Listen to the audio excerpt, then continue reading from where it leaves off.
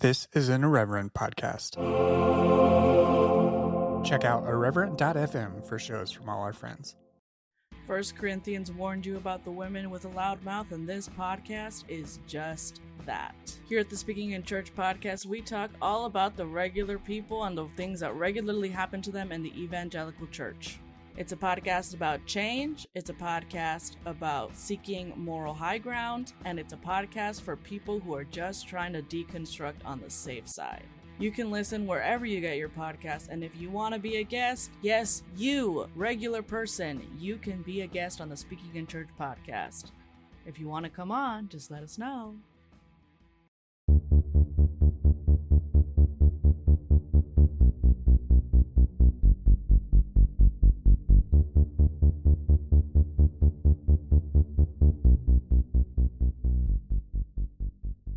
Hello and welcome to Evangelical, a show exploring the world inside and outside the evangelical subculture.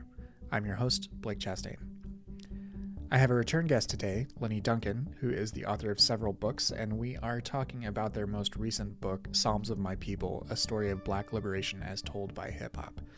I always enjoy talking to Lenny about their books, and this conversation is no exception. We'll get right into it. This is another part of my new series of author interviews that I'm calling The Good Books, which you should be able to subscribe to separately here in the near future.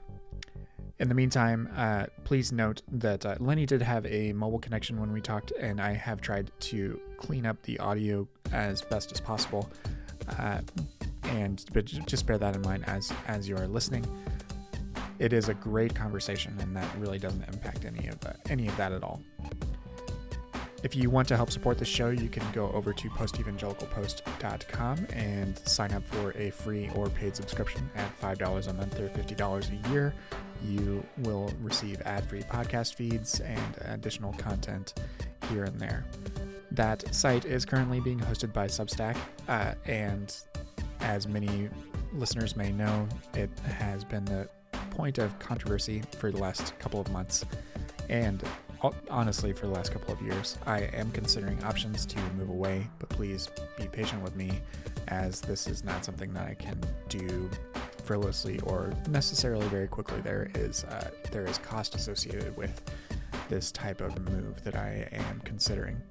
But you can go find all of that over at postevangelicalpost.com, and if I do move to another provider, well, you shouldn't really notice on the back end, but currently it is on Substack, and I'll be using that until I can find a suitable replacement.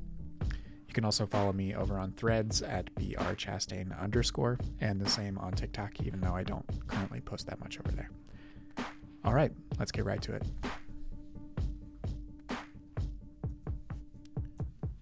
All right. My guest today is Lenny Duncan. They are the author of several books, and their most recent is Psalms of My People, a story of Black liberation as told by hip-hop. Lenny, welcome back to the show, and welcome to The Good Books. Hey, thank you so much for having me back again and to talk about some of my work. I really appreciate it. I think there was a time where I took it for granted, opportunity to talk about my work, so I'm always grateful for it. Thank you. Of course. I always enjoy your books. I always enjoy the challenge they represent to the reader. And this one, I'm a white boy from small town Indiana, and you've written a book about hip hop. And yeah, hip hop reached me in a lot of ways. But before we talk about hip hop, I do want to talk about music more broadly. Absolutely. Yeah. You've also run a podcast about fish called Blackberry Jams, and back in 2021, I listened to you DJ a silent disco set at Wild Goose, and clearly music moves you. So let's start broad. What is it about music that speaks to you? Yeah, when I was houseless and I was like, even back up, before I was like 13, 14 years old, my father, Leonard Duncan Sr., who's like no longer with us, he struggled, man. I am diagnosed with neurodiversity. And with many traits of autism, certainly are diagnosed by several doctors with ADHD, um, and had experienced trauma in my life. But I was really kind of given a set of skills and ways to like transmute that stuff and to like reason my way around it. And my father, he couldn't read or write, my whole life. And he had this kid he just didn't understand, who could read books at like 3 years old, and they would buy an encyclopedia set for her, and I would run through the whole encyclopedia set, or they would, he didn't know how to relate to me, but music was a thing. Music was a way that he could convey how he felt about the world, about politics, about my mom, about our family. And so, like Harold Melvin and the Blue Notes, grew up with that, the song Wake Up Everybody, that's like real famous. Grew up with the Spinners, grew up with the Stylistics. And then I had cousins, like my cousin Nicole Duncan Smith, who worked at Def Jam and was Russell Simmons' assistant when I was like real young. Oh, wow. Yeah, and other people in my life where music just sort of took this way. I realized at a very, very young age that adults could express themselves with music in ways that they seem to be incapable of. Yeah. Because the world had taken that from them, But music seemed to be a great unifier. So, in my house, I mean, the record player and the record collection, and when you were old enough to add a record to it, you know what I mean, and listen to it was a big deal.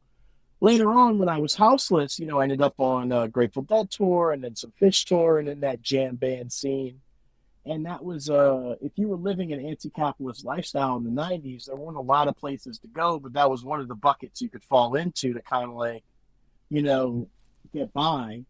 And, even there, just the stunning power of music to drive people towards revolution, to drive people towards spirituality. I think evangelicalism could ask, if you're someone who enjoys the evangelical church, you could ask yourself, do you like, all right, like, is it the Holy Spirit or is that just a G to a C chord? Like, you know what I mean? Like, like it's, yeah. Like, no. Right. Like, because music has a way to move us. And so, yeah, music's always been a big part of my thing. I never had any skill for instruments. And so I've always, just been a big fan. And at one point for public radio, I did a podcast for PRX about Fish. And in fact, I think this week, Vermont Public Radio is rebroadcasting an episode we did with them about Fish that we ran on the podcast. And yeah, so brave little state. I love that little podcast. But like, yeah, it's just been a big part of everything. I think very early on in my more, I don't want to say hopeful, and I don't want to say naive, but certainly in less experienced days, I thought music had the power to change everything, I thought if you threw the right party, much like probably the people at Woodstock, you wouldn't have to fire a shot and you could change the world. I'm less convinced of that today, Right, yeah. Though it still definitely has that motivational power you're talking about. Like that can't be denied. Oh, so you decided. Yeah. Go ahead. Sorry. No, I was just going to say no. I mean, it can't, that's it. Like, there's something in ephemeral and unknowable behind music, and how the same lyrics can mean the same thing to 12 different people. God, there's something so beautiful in that, right? Yeah, absolutely. And I mean, have you ever seen any of those old videos or I don't know how old they are at this point, but they resurface every once in a while on social media where it's someone, an elderly person, where they put on some music from their youth and then they come alive in this way that isn't it's hard to it's hard to quantify, like the depth at which a lot of those musical memories stay with you. Yeah, I mean, even as a pastor, one of the more amazing things what I would do, visits with the elderly or people who were in like early stage dementia or even late stage dementia in some cases. More than Hmm. them people remember their hymns. You Yeah, sang a hymn with them, they knew every word. They knew absolutely. every word. Yeah, They even knew the third yeah, lyric I never knew. I'd be like, what the hell lyric is this? You know? absolutely. Yeah, because So yeah, it's in music there. has this It's in there. power. It has this power. Absolutely. And so yeah, I've been real fascinated with it since I was a kid. Yeah, I really, you know, it's a big part of my cosmology, I guess. nice. So you decided to write this book that's all about hip hop and what it's meant to you. And I'm curious, how did you go about your chapters are by and large structured based on certain songs. Um, so how did you go about selecting these songs as the ones that you wanted to write about in this way? Oh yeah, absolutely. So I wanted to make sure that if like this was a mixtape, because like this letter is kind of like a love note to little Lenny, and like what would 12 or 13-year-old little Lenny, if they had access to maybe look a few years into the future Mm-hmm. and during the golden age of hip hop, like what songs would they pick? Well, it would be very Jay-Z heavy. It would have been Kanye heavy. It would have been it would have been Common heavy. It would have been um it would have been Most Def heavy, who's now called Yasin Bey. You know, and then from the West Coast perspective, you know, at the time as a kid, that's why it's volume one. As a kid, you know, it would have been like my West Coast world wasn't much bigger than NWA and Tupac, right? And so I really tried to stay true to Mm-hmm. what I would have considered like if someone was like, give me the top 10 lists or top 13 hip hop songs you've heard, you know, what would a younger Lenny would have said? So like I structured it that way. Um, and also I wanted some, you know, there were easier songs I could have done. Um, you know, songs that more spoke to to some of the scriptural allusions I'm making, but they didn't Mm-hmm. ring true. You know, I wanted songs that would also kind of challenge me, right? That would have been hard to write about. Right, So, right. you know, And I you mentioned, mean, yeah. Go ahead. Sorry, you were on a oh roll. no, that's Sorry it. about That's that. it. That's it. That was just me saying, you know, I mean, that's it. That's just Philly shit, man. That's just how we talk. That's like how if you talk to a Philadelphian, the words "that's crazy" can mean 90 different things. Like "that's crazy" can mean conversation done. I'm really interested. Don't bring it up no more. Say word. Let's go Hmm. get them. But yeah, yeah. Anyway, go ahead. I'm sorry. What was your question, Blake? No, you mentioned scripture and in your description there, and you also early on talk about treating hip hop like living scripture. Um, so I mean that's you know for those of us that come out of Christianity, whether it's evangelicalism or some other flavor, you know sometimes sometimes our relationship with scripture changes over our lives. Uh, but what is it about treating music and hip hop in particular like a form of living scripture to pull from? Yeah, you know, during the pandemic, I got really obsessed with this talk that James Baldwin gave, and it's called "The Struggle for the Artist." I think I've talked about it on the show before, or "Struggle for the Artist's Integrity." And you know, there's a thing he says. He says, "This is." I opened the book with this. He says, "This is a time when something is awful happening. When something is awful is happening to a civilization." When it ceases to produce poets, and what is even more crucial, when it ceases in any way, whatever, to believe in the report that only poets can make. And Mm-hmm. I've been obsessed with that idea of like, okay, well, if the only reason we know about the Oedipus complex is because of a poet thousands of years ago and not Freud, if the only reason we know of what it's like uh, for us to get here and get to be human beings has been the poet, then who are the poets of my time? And then when I thought about hip hop and hip hop artists, because obviously that's it, uh, I thought about what if I gave them the same hermeneutical treatment?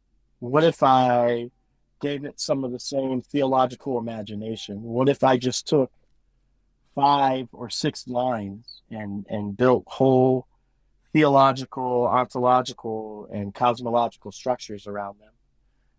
And what would come from it? And I didn't want to do a book that was didactic. There are better books that are didactic, that do this work. Some obvious ones that come to my mind are that I think I even bring up in the book have that have been done that deal with women in hip hop, that deal with some of the academic nature of hip hop and what it means. I mean, even if we just look at Gilroy's The Black Atlantic and go from there, there's been lots of academic work about how music is the way that you can identify the diasporic people who live all over the world now as a result of colonialism and chattel slavery and this sort of culture that crosses borders and crosses continents.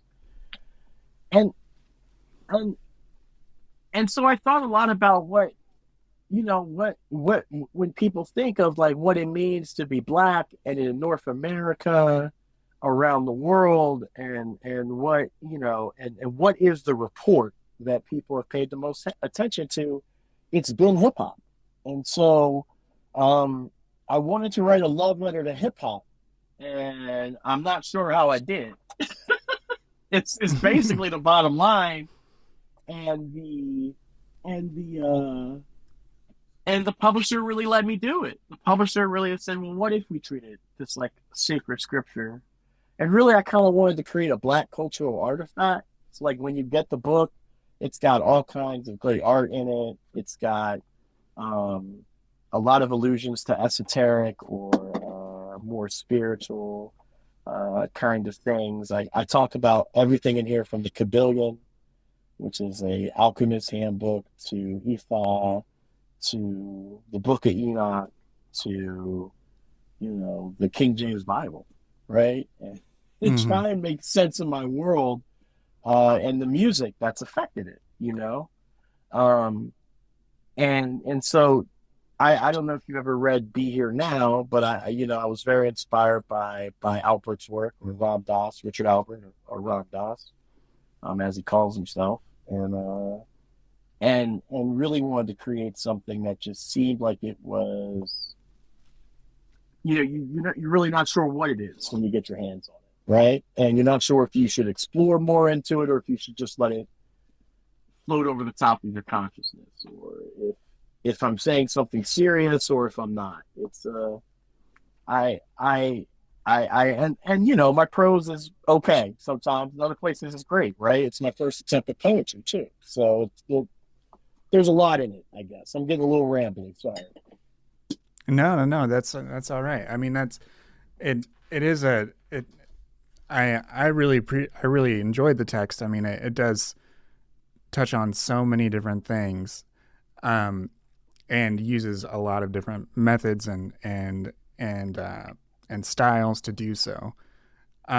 But it was definitely very engaging. I know the thing that I do when there's a book like this that has a framing structure like songs.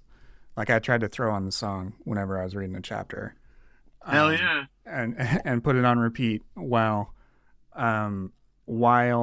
listening to it. And the interesting thing about the one thing about that I think your text does is it wrestles in a lot of cases with what it meant when it came out, when the song dropped, and then how it's changed since then, and how even what we think about the artist has changed. Because this day and age, I mean, let's not, I think we're this whole, cancel versus woke or whatever type of nomenclature is a bit tired at this point. But we know more about the artists that make our work than we ever have before. But you don't shy away from that, and I think that's that was such a forthright way to approach it. Instead of trying to contextualize everything, it's just like, well, you're writing this in 2023, in 2022, whenever you're putting these words down. But you do that with the knowledge that these people who wrote this changed, and that starts in like the first song with NWA. And then and like what's changed for the people that sang that song and what it meant back then versus what it might mean now. Yeah, I mean, I think at one point, I think I'm referring to Ice Cube, and I call him your Hotep uncle at a barbecue, right? And it's, for those of you who don't know who a Hotep is someone who constantly has, they're very Afrocentric, and they're very into citing about their people, but they don't really cite their sources. So they're like our version of QAnon people, but they're like black people. Right? But they're like QAnon about like black shit. So they're like, like it's really odd. Like it's just like you're like with them. They're like, yeah, we need a proper revolution. You're like, yeah, and we need a revolution for everyone. You're like, yeah, and they're like, and by everyone I mean black cis men. And you're like, whoa. and they'll say like ADOX is a great example of this. Adult descendants of slaves. These cats were all over the uprisings, but this is a conservative group that wants to cut out any sort of pan-African diasporic revolutionary movement and focus on American citizens who are proper citizens so they can receive reparations. It's a very conservative view. Very conservative view. And there's all of these cats who are like that. And so, yeah, it's weird that Ice Cube, who was this cutting-edge badass, all of a sudden is doing these family fucking films. He's like showing up at the Trump White House. My man, you know what I'm saying? Like, my man has a whole plan to save black. You remember that in 2020 while we were locked up? Ice Cube and Trump got together and made a plan to save black people. I don't know if you remember that. I remember that shit viscerally. I was like, damn, not him too. This pandemic's getting everyone. This fucking sucks. You know, this shit was vicious. This shit was vicious. And so, yeah, it's hard. It's hard. And you can't get away from the fact that, like, as a black trans person, most of the material that I'm writing about is actually very dangerous to me. It is full of misogynoir, which is different than misogyny. Misogynoir is what's aimed directly at black femmes, black women, and black female identifying people, or black people with women's bodies. Or anything in between, right? Who are on that femme scale, right? Anywhere in that entire beautiful fucking fucking matrix of love and beauty and showing up in the world, right? Like they're this material, much like, and I think I talk about this in the book, the reason I choose this material is because it's just like scripture. Many queer, progressive, and trans and beautiful bodied and loving and fucking coupled up or thrupled up or quadrupled up people deal with sacred scripture that is dangerous to them. And they have to go out on pulpits, and they have to go out and write about, and they have to defend a God that many of the materials are the way they've been used or traditionally are toxic to them. And so I hip hop has that. You can't deny it, right? The same way that I love Fuck the Police, I don't forget who are the dudes who made it. And so I think there's a lot of that. There's a lot of that, and I think it goes back to what you were talking about the popular culture and non-culture around woke versus fucking cancer. You know what? Really shitty people make incredible art, and really incredible people sometimes make really shitty art, and all kinds of flavors in between. And And because of this access we have to artists, right? Our views of them change. And so like, yeah, I go hard on people you'd never expect me to go hard on, and I go super easy on people that you want me to go hard on in the book. Yeah, and let's actually just skip, or well, let's jump to that. Let's follow that thread, Yeah. because one of the ones that you talk about is Kanye, and like, Yeah. and we've all sort of seen how he's struggled in the public eye with both mental illness, and then like even with that knowledge, that whatever knowledge we have of whatever mental illness he's facing, like he says troubling things too, Yeah. and like at the same time, graduation slaps. like Yo. like I mean, like I'm not a huge, I'm not, I don't follow a ton of rap, but like whenever that came out and it was like he amped Chicago, I remain a Chicago booster, and some of that album is amazing. Yeah. Yeah. And it's sort of sad that I feel conflicted to listen to it now, but you contextualize that and you say, well, this is what happened to him when he got success, and it corrupted him in a way that yeah, speak to it. Sorry, Yeah, I'm yeah. rambling at this point. No, no, no. I'm glad. No, I'm glad that you got the point of the chapter. In fact, I'll read a little bit of it. In fact, Yeah, go right ahead. That'll help people. So this is from chapter 7. It's called "The Tragedy of Saint Kanye." Jesus walks away. So the line that each chapter, there's a couple lines from the song, and there's just my poetry and my writing. So the line I use is, "We at war. We at war with terrorism, racism, but most of all, we at war with ourselves." Kanye West, Jesus walks. I know what you want here. I know what he deserves. I don't do postmortems in front of a live studio audience. That's why I quit the church.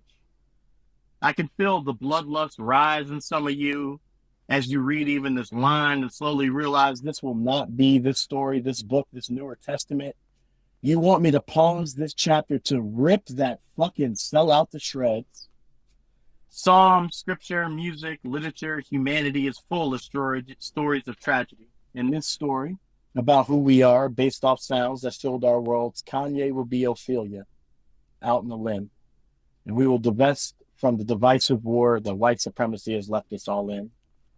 Kanye West is what happens to the black artist under the white gaze. He's been hollowed out.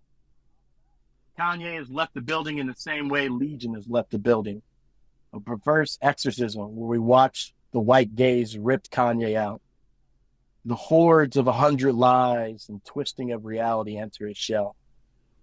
And Kanye is also like the artist that Baldwin talks about, the one who finally realizes his suffering is insignificant unless he uses it to connect to other suffering. The universality of human suffering is often the artist's first breakthrough into what humanity can really offer, this misfit, this alien, this traveler from afar. Kanye was no different. Tired of being the one who made the molecular structure of the song, the Def Jam payment plan system in which producers and others find themselves relegated to poverty in the long run, Mr. West wanted to say something. Never trust a backpack rapper with a Gucci bag. Never trust a backpack rapper with an empty backpack.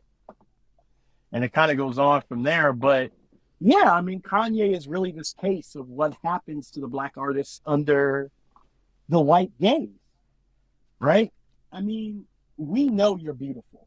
And in black culture, like, and I was really trying to capture this, like, my grandmother, when I would like have some accomplishment, she would say something like, "Well, baby, we've always seen you." And I think there's this idea that when you get whatever fame is, and I have no idea as a neurodiverse person what my impact is. I'll often get in a lot of trouble on social media, in my personal life.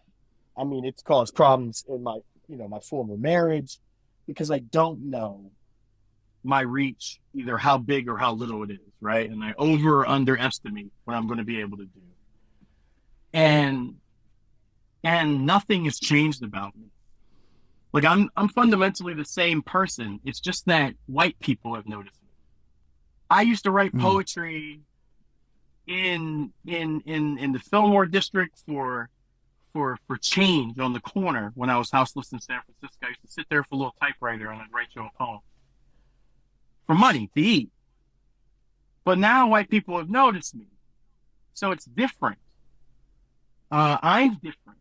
I've changed under the gaze of it, and I think a lot of black artists, and I talk about this later on, is that shit felt good.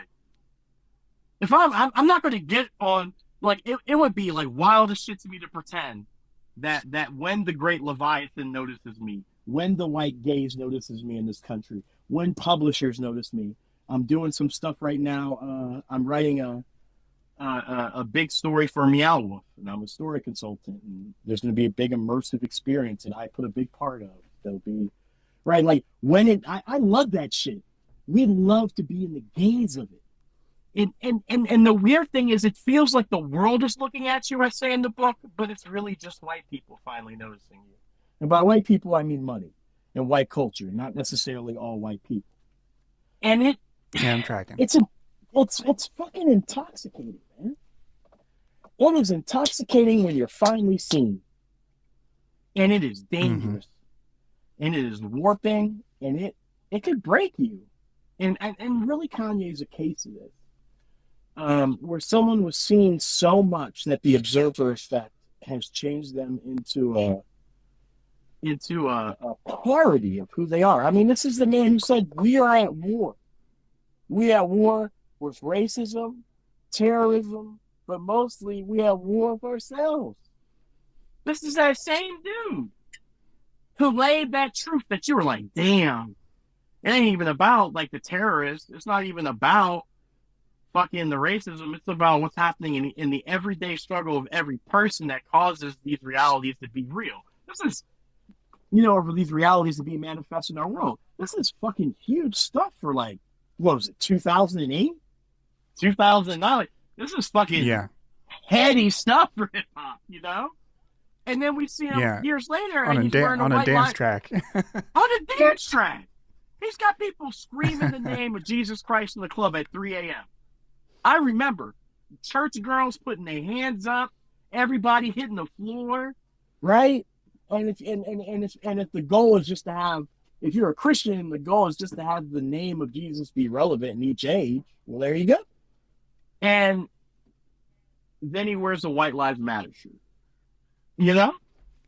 How does this guy go from the guy who says George Bush doesn't care about black people and leaves Mike Myers hanging than a motherfucker on live TV? That was such a wild moment. Oh, that's one of my favorite TV moments. That and that shit he did to Taylor Swift too. I don't have anything against her music.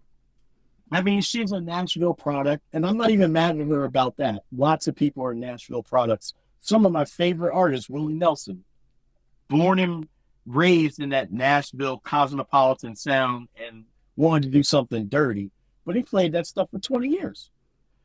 So I don't have a problem with that. But it is kind of funny he walked in and it was like, this shit belongs to Beyonce. Because that's what we were all thinking. We were all thinking, damn, she didn't win because it was just like this white megastar versus this black megastar. He just said what we were thinking and just went up there and did that shit. I love shit like that. I mean, Kanye's been good for moments like that, but that's all because we had looked at him so long that he had become warped, and he assumed that was all acceptable behavior. Mm-hmm. And we're just as responsible for Mr. West's fall as him. Yeah. There's this, have you seen any of these clips? It's literally just been in the last couple of days of this interview between Shannon Sharpe and Cat Williams. It's being sliced up on social media and shared like on TikTok and shit. But don't ever talk shit to Cat Williams. That's the lesson.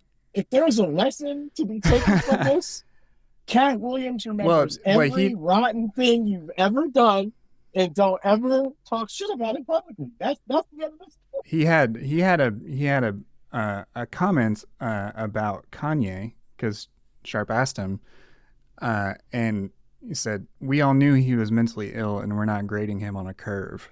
Which, That's right. like, I saw that clip, and I read your chapter like within the same time span. It was like some people are seeing what occurred here. Yeah. Yeah, Um, I mean, and and we give that space to other artists, right? There are white artists that we've watched. I mean, Sinead O'Connor, we watched sort of have these moments that we knew something else was going on, but we also knew what she was saying was important and her music was important. And we lionized her in the end. I don't know if we'll do the same to Kanye. Yeah. And that's kind of sad. Okay, we're going to take a quick break, and then we'll be back to talk about how success can often change an artist. 1 Corinthians warned you about the women with a loud mouth, and this podcast is just that. Here at the Speaking in Church podcast, we talk all about the regular people and the things that regularly happen to them in the evangelical church. It's a podcast about change, it's a podcast about seeking moral high ground, and it's a podcast for people who are just trying to deconstruct on the safe side. You can listen wherever you get your podcast, and if you want to be a guest, yes, you, regular person, you can be a guest on the Speaking in Church podcast. If you want to come on, just let us know. Yeah.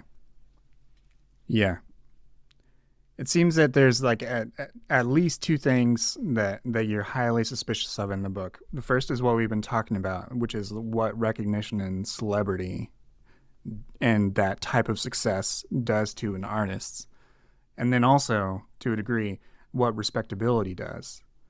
And you focus on another song, Made in America, which is Jay-Z and Kanye. And you turn that song that is, in a lot of ways, supposed to be this celebration of having made it in America. And you really flip it on its head and turn it into almost using the Psalms metaphor into a psalm of lamentation. So tell me about that. Tell me about how you approach that song, and because you also don't shy away from talking about, well, there's this revolutionary aspect of hip hop, and then there's the business aspect, which is tied up in something else. Yeah. You know, I mean, for one thing, I love Jay-Z. If Jay-Z ever hears anything I ever say about him, he needs to hear I love him. So, and the reason I love Jay-Z is because I went to Marcy as a kid, not to hang out, but like to visit cousins. But I was scared as shit. Listen, I know Marcy Projects back in the day. I know what the style was like back in the day, Bed-Stuy in Brooklyn. And there is like this almost P.T. Barnum aura around Jay-Z, where it's like, you could hustle, you could take that hustle money, you could buy some studio time, and then you might start $1 billion industry based off of who you are.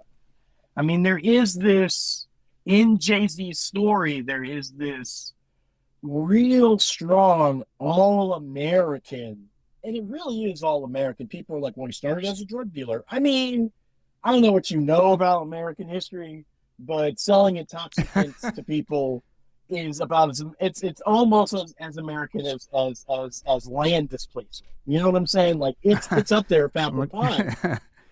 Look at the history of Coca-Cola. Exactly. I mean, and so I mean, there is that. But I grew up in Philly, and we have the Made in America Festival. It's the biggest festival that probably happens in Philly every year. It happens right downtown. It's pretty amazing to see that many black people all in the same place, all those black artists on the stage. And that song Made in America, it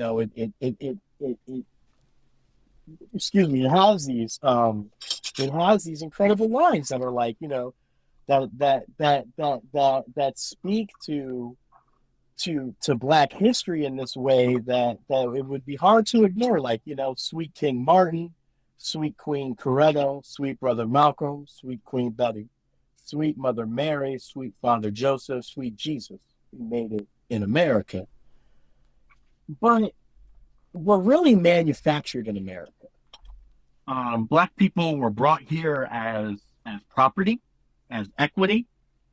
Most southern landed gentry used black people as collateral for most of their business endeavors. There are several major corporations, senators. We know this. I mean, even Trinity Wall Street, which every progressive wants to run to for $5, ask them how they got that money. You won't like it.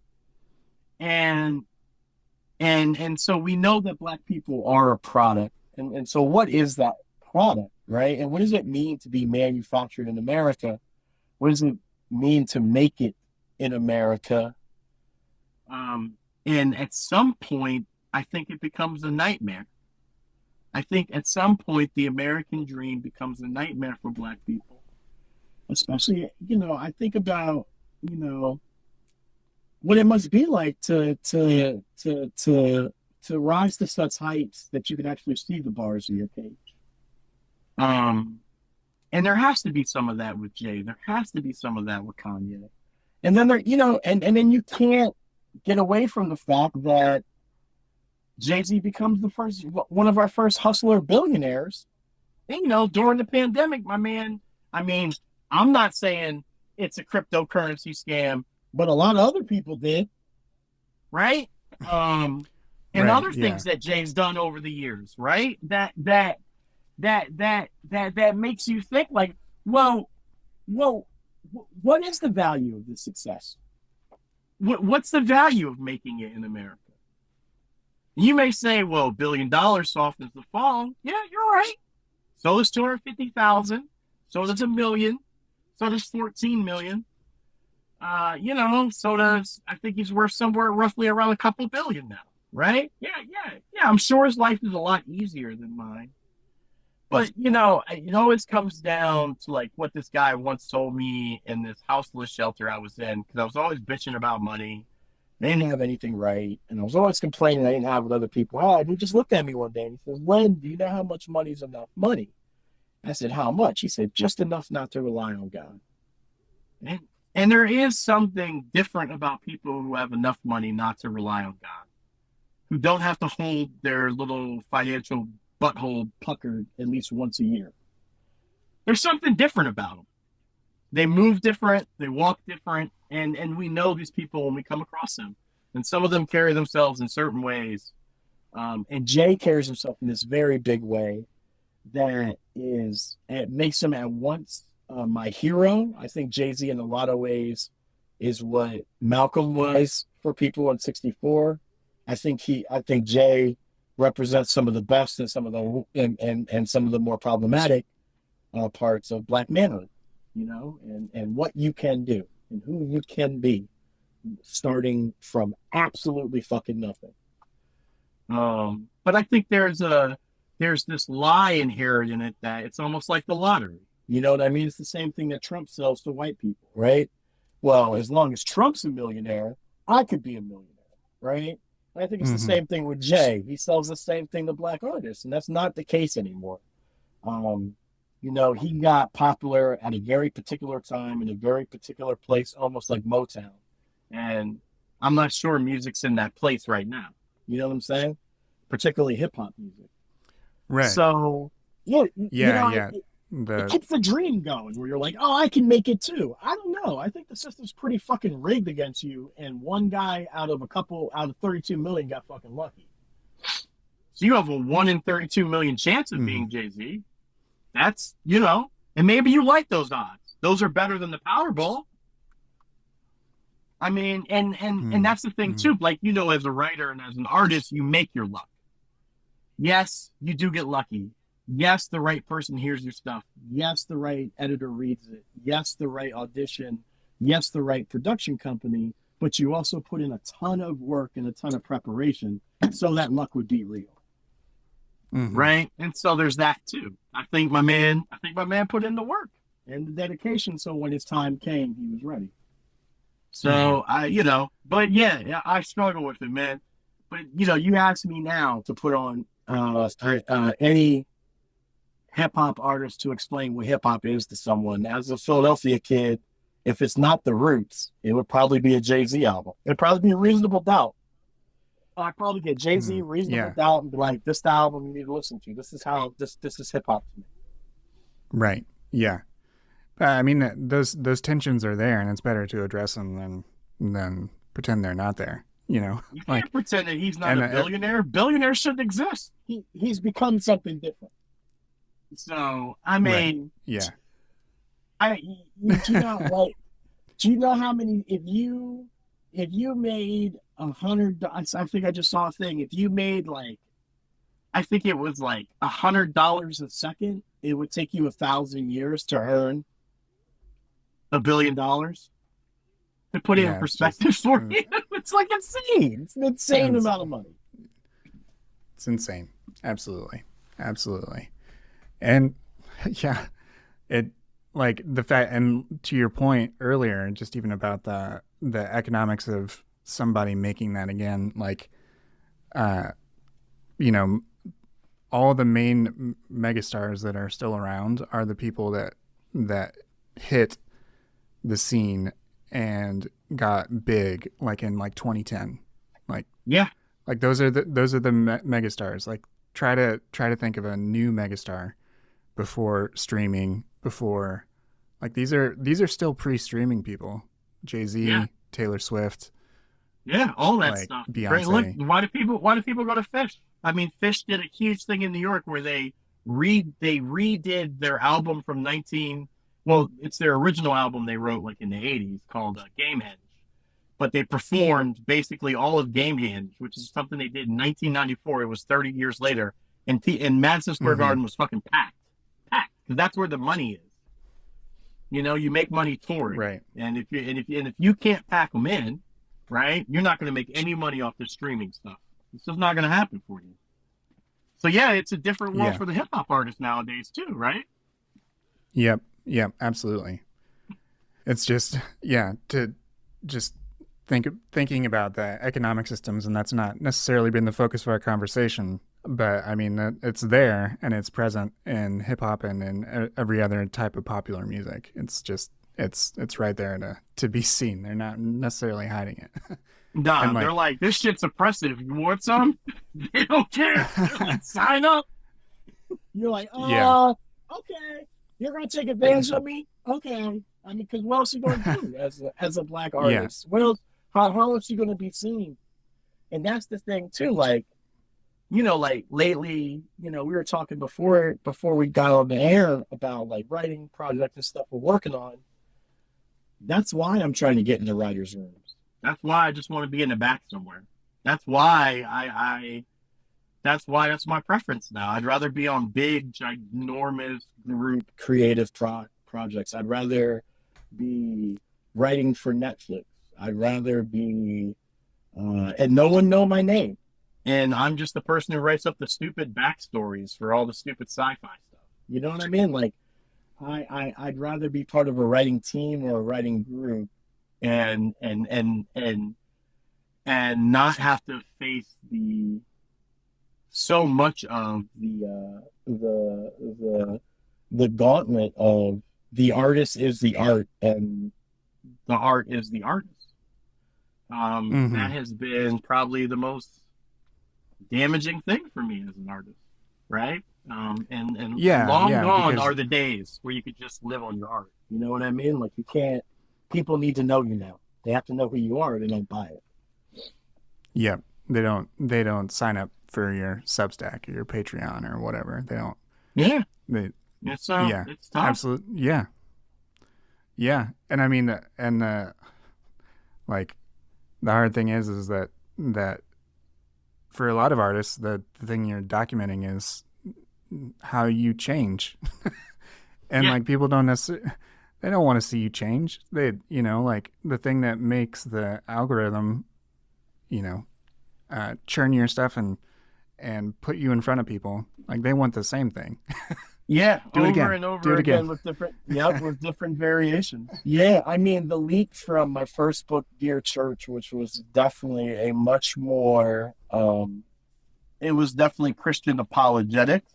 And it was certainly, as much as people thought it was harsh on the progressive church, it was very defensive of the place of the progressive mainline church, and keeping in particular um, the liberal arts and the ability for people to reason and think with literature alive, right? Like that's something we've lost, the capacity for people to actually read the Constitution, sit and think about in context, understand what it means, and act appropriately.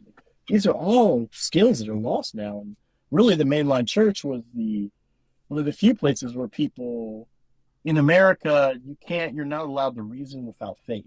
I don't know why. You're just not allowed to. And it was one of the few people where people who had a pretty decent sense of reasoning ended up, but you go to my next book, which is United States of Grace, and you can already see the wheels falling off. If you're reading between the lines, I'm very done with the church. And by the time Dear Revolutionaries come, I've already quit and blew it all up, And people don't like that shit.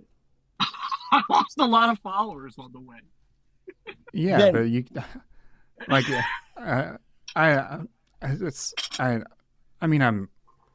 I followed you through those books. It's a loose connection, but you share a lot from your life, in your books, in your social, all that stuff. And that's the part about art. And I think you wrestle with it in this book with the artists that you admire, with the hip hop artists you admire. They changed, some of them changed in ways you don't vibe with. At all. But it still meant something. It all still, the record they left behind is still there. And then they leave behind the next thing. That's, just talk about creative challenges of that, actually the challenges of being a creative, of putting something out, the risk that involves to begin with. And then thank you the for fact saying that all over this. time, You're really this is the fourth book the third book we've talked about. Every time you fucking get it, man. Every time you get it, you really. A lot of people bring me on their podcasts, and I can tell they've not done the homework. They have not done the homework, and they get me to talk about my book, and then halfway through, they're like, you could see the shock in some of their eyes because you just do a lot of this shit on video now, and so right, yeah. They're like, you can see the look in their eyes. They're like, fuck, I didn't know the book was about that. You know what I'm saying? But right. Man, well, really, that was a big thing in this book. I'm unsure if I want to write another book after this. I am really unsure, and I have a whole other pitch and a whole other book that I've been kind of working on. That's my baby, and something that's I'm not sure where I'll tell it. And I'm not sure if I ever want to really tell the story. And I think a lot of what comes through in Psalms is, I'm not sure if I want to do this again. I think I even say it in the epilogue. I'm not sure I'm going to do this again. Well, it's a lot of work. It's a lot of work to write a book. And you might not survive it, right? The you are when you enter the process is not the you are when you're done writing it. If you're and the rate of change internally and externally is just accelerating so fast. If I am going to tie it to social media, which I will for a second, starting in whether you go 2010 with the Arab Spring, 2014 with Ferguson, and wherever you start, how would you explain the impact? It accelerated everything. Accelerated how much we knew about each other, and then if you follow people and you let them change you, then you're gonna change too, and sometimes for my book that I spent 2 years writing, I initially pitched it as the end of evangelical hegemony. And I was off. I was wrong. And by the time I was done with the, because it was too simple. It was saying, they don't control the narrative like they used to, but they control a hell of a lot more than just how we talk. So like I had to change that from jump, to where I started to where it ended. And like it's hard actually that's why I admire and enjoy talking to authors, because they spend a long time thinking about something and can put it down, and that represents a lot of thought. And that deserves to be considered. Because like to do that in this day and age is an undertaking, because otherwise we're just skimming the surface trying to survive. Yeah, I mean, or just pumping out newsletters. I'm a member of the National Writers Union, and I got that because I wrote so many nonfiction books in so many years about relevant topics or whatever. So they gave me a press pass and all that shit, and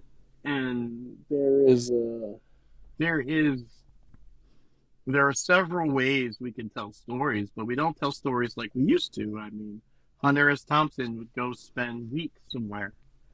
Tom Wolfe would immerse himself in a group, and by the time he came out of it, you weren't sure who the fuck he was, and people were allowed to investigate things with a sense of curiosity.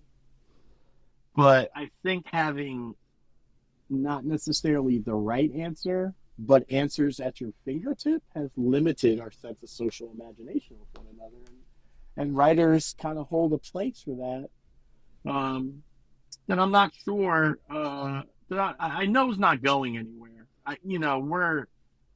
We're like toddlers, and now we're finally in first grade, right? And so we're learning like not to look at the phone more than once a day, right? And we're learning more and more not to trust everything we see on social media. And we're learning about algorithms, and we're learning about all of these things that in the parlance was not in the everyday parlance of the average American, No, not at all. And so I think that's really, really helpful stuff. I think we're maturing with these new tools, but it's fucking scary. It's scary that, me and my wife had a very ugly divorce, and I know that she consistently says things about me on social media, and I know they're consistently not based on what's really happened, right? And like, how do I talk about that in a way that doesn't seem like I'm punching down? And how do I address the fact that for 2 years there's been this person very publicly talking about our very ugly divorce? And how do I hold their heart tenderly? How do I make sure that they're okay? Right? Because anytime I say anything, it's like an onslaught towards them. And people who think they're helping me are very mean to them. I don't want that, even though I don't agree with what they're doing to me. Right? And so, it's really weird how close people are. The third most Googled thing about me is Lenny Duncan, wife, ? Why? Right? Yeah, what's that got to do with your what's that got to do with your public work? Right. And so, I was enamored with the thought leader industrial complex and being an author and being seen. I lost a lot of important things along the way, and some of it was for my betterment, and, relationships that didn't work out, not just talking about my wife, but a lot of friendships and collegial relationships and intellectual relationships, because I had to make room for new creative relationships, The problem is with social media is that you're doing it all while everyone's watching. And so it's very ungraceful. And I have decided just not to be fucking graceful on social media. I have decided that you're going to get who I am, and it's not going to be pretty sometimes. And sometimes it's going to be great. And sometimes it's going to be a real person. But I also, I think as an artist, have really learned to delay things. Like, I don't have to post a thing as soon as it happens. I can wait a couple of weeks. I'm in a weird period now because I'm selling a book over the next week or two. right? You got to go Right, out and be yeah, like, you remember me? yeah. Remind people you Yep. still exist, that you're a creature out in the wild. But also, I think there is this I think people really appreciate when you're when you practice candor. Because I don't want to say honesty, because honesty without love is brutality, right? I could tell you things about people on this podcast that would get you lots of fucking listens, but it's not kind, right? Like Cat Williams did. Right. Like, it's not kind, right? And there's lots of people on our little scene like that we both know, right? It's just not cool. And I think there is people appreciate candor more than they appreciate honesty, and they appreciate what they think is authenticity.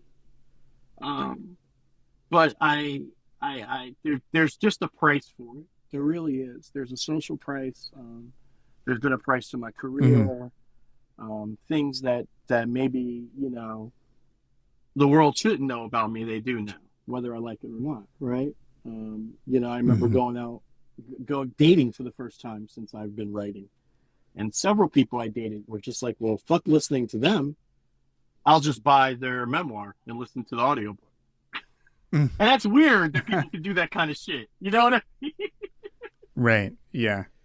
But Yeah, for also sure. enough people did it that like I was like, oh, I guess that is something that people would do if they cared about someone, they wanted to learn about them. They would listen to them in their own Mhm. words, describe their life. Anyway, I'm rambling, but yeah, No, no, it's a it's strange time we're in as artists. I think, you know. yeah, absolutely. Absolutely. And that's all part of it, like, how you present yourself, and like, I'm also neurodiverse, so like, like how I think it's different for people, that how, everybody actually, regardless of whether you're neurotypical or diverse, like, we all we all assume that we approach these tools and platforms in the same way, and that's just not true. That's like, like, we bring so many different approaches to it, and like what works Yeah, for you might not work for somebody else. But the thing that's rough is like a lot of creative type work is reliant on these tools in a way that they shouldn't have to be, but they are. yeah, So we you know so I mean, we could talk about that forever, but yeah, I want to bring it back to your book for just a little bit longer, yeah. because Absolutely. at one point you say, that you're more hopeless than you've been before, but there is hope hidden throughout the book. There's pride, there's vision, that sort of thing. And like, you tap in to, in the chapter about one mic, you tap in to, the power of art to sort of move people, as well as this condemnation of really the powers that be. Uh, and so you write, if you're attempting to resuscitate the dream, wipe the dust off, and make it progressive, you're only perpetuating empire. I don't want any part of the macabre dance to restore the decadent palace of the American dream to its former glory. I'm here to rob the safe. Um, so like, in that, you, I see that hope, sort of, even though it's not in line with the type of success that you see in the other chapters, as far as like Made in America, that sort of thing. It's still this movement forward. So I'm not trying to make you say something hopeful. That was actually something we Yeah, did talk about beforehand. yeah. But No, no. I do want to acknowledge that it's there. That even though it's like, you don't deny the world you see out your window, but Yeah, you also find the beauty in it. yeah. I talk about all revolution takes in that chapter is a fine Tuesday, which has always been my theory. My theory is for revolution, we really don't need big political teaching, although teaching will be a huge part of it. And I don't really think that there needs to be a shot fired. I think that if we build systems of mutual aid together and togetherness, um, that it'll just be a Tuesday, just a normal Tuesday. That when it all falls, you've already been working on a local food co-op. You and your local neighbors have bought all the land around you and adjusted the rent for people who couldn't afford it, who were part of your community. You've already been doing community defense. You've already set up a free clinic. You've already created spiritual space. You've created artistic space. You're pooling your resources and you're kind of headed in the same direction. So that way, when it all falls, it's just another Tuesday to you. And yeah, you're not going to Starbucks because they support genocide, but you are going to go down to the local shop that your buddy's had shut up and he's been roasting his beans for a while, right? And he has like a decent supply until we figure out what's next. You are going to go to the local EMT or a local doctor who's going to do some family medicine in the area. You are going to go to the free clinic. You are going to turn to the community defense team because they're going to be able to find the person who actually took your piece of property you really don't care about. You're just scared because you got violated, and really kind of help that person get back on a path that's like life-giving for them because they're part of the community too. And like, it's this idea that if we build it, we won't have to fight for it. They might try and come take it, but we won't have to fight for it at first. And so, I do have hope in that. I'm here to rob the safe. I think after that, I say I'm here to take the fixtures out of Washington's bones. You know what I mean? Like, I want Washington's fucking wooden teeth. I want to hang that shit on my fucking mantle. Like as much as I have respect for, I just wrote an article on my Substack in Defense of Democracy where I talk about the importance of constitutional principles and the right to self-organization. These are indigenous ideas. These are not the ideas of the Enlightenment. This is the indigenous critique upon what they experienced when they saw the European colonialists first come to the Americas. This idea of sovereignty, of the ability to participate in public debate about issues, and that whoever has the most compelling argument is the one who wins, not by force. That everyone has this sort of baseline communism where if I just sort of take care of you, and take care of your needs, the rest of the community does well. These are all indigenous ideas, all presented by the to early colonialists where they first experienced it. Is with the Eastern tribes and the woodlands and the Eastern woodlands of the Americas, and in the late 17th century and the early 18th century, this sparks the Enlightenment. Is them trying, Rousseau and others trying to answer the inhumanity that European life is. And so these principles are worth dying for, even if America dies, right? Like, America can go, but democracy can live on. And I think democracy is something that's worth talking about. We're having a time where people are relating democracy to a two-party system where if they ever read the Federalist Papers, that's the first mistake Madison says don't do. Don't create a two-party system because eventually all the property owners are going to join one and fuck everyone. I mean, that's not how Madison says it, but that's basically what he says, And so I think there is hope here. I think there is a dream to be had about the right to self-organize, the right to bodily autonomy, the right to self-movement, and the right to have certain baseline needs met that are part of what we call democracy. And it is democracy of the Americas, but it's and when I say that, I mean indigenous intellectuals. And by intellectual, I mean anyone who spent their time thinking about great big ideas and arguing it with anyone. And so, yeah, there's a lot of hope in here. It's not just me saying that the industry's trash, that hip hop didn't change the world. I think hip hop changed the world. I think it shook the world. I think without hip hop music, we wouldn't have been prepared for Ferguson. I think without us being part of the Western culture that is proliferated around the world, Black people might be in a much more dangerous place. Very similar to where we were in the 60s. Where we were unsure if they were just going to put us on a ship and ship us the hell out of here, put us in one state together, and not allow us to interact with the rest of the country. So, I think in that way, Black art has been the best ambassador for Black freedom and Black liberation, um, and has made the case for revolution in when we couldn't, you know. Right. Yeah. Well, it's a great book, a great addition to your own bibliography, Lenny. Thank So you. I really enjoyed it, and um, there's this quote from E.B. White. He says that a book is a sneeze, and I think you've got allergies because I do. because you because you know, this is your fourth one, and whether or not you do another one, this was a really good read, really good exposure to your thoughts about hip hop, what it meant to you, and engaging it in this really novel way.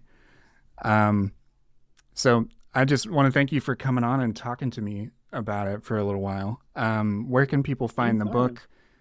Any anything else you want to plug?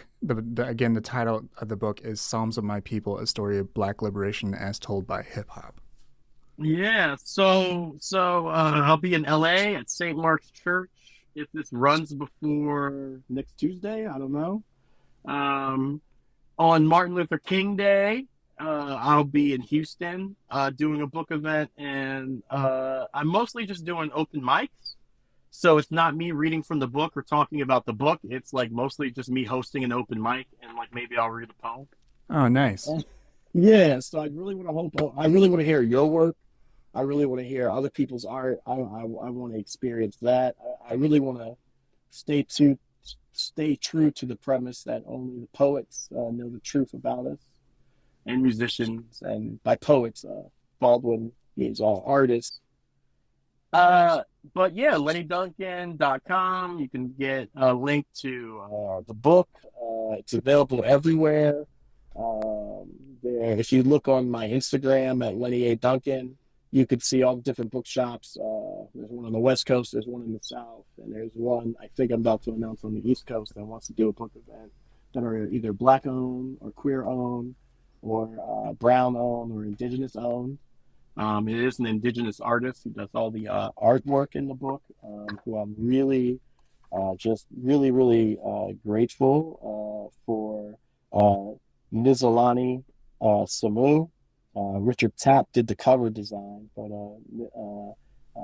Nizolani Samu did a lot of the work on the interior. I'm really grateful for that. But yeah, those are some. That's about it. I'm kind of putting my head down. I'm teaching a class at GTU, a People's History of Magic. If you want to take some continuing education courses and learn about magic, and mysticism, and that's about Nice. it, man. Keeping my head down Awesome. and doing some work. You know, Good. Good. Lenny, it's always a pleasure talking to you. Thanks for joining me today. Appreciate you. And that will do it for this episode of The Good Books. If you want to drop me a line, you can do that over at contact@evangelicalpodcast.com. And please leave a rating for this show over on Apple or Spotify or wherever you listen to podcasts. Talk soon.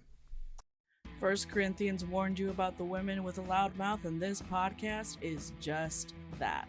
Here at the Speaking in Church podcast, we talk all about the regular people and the things that regularly happen to them in the evangelical church. It's a podcast about change, it's a podcast about seeking moral high ground, and it's a podcast for people who are just trying to deconstruct on the safe side. You can listen wherever you get your podcast, and if you want to be a guest, yes, you, regular person, you can be a guest on the Speaking in Church podcast. If you want to come on, just let us know.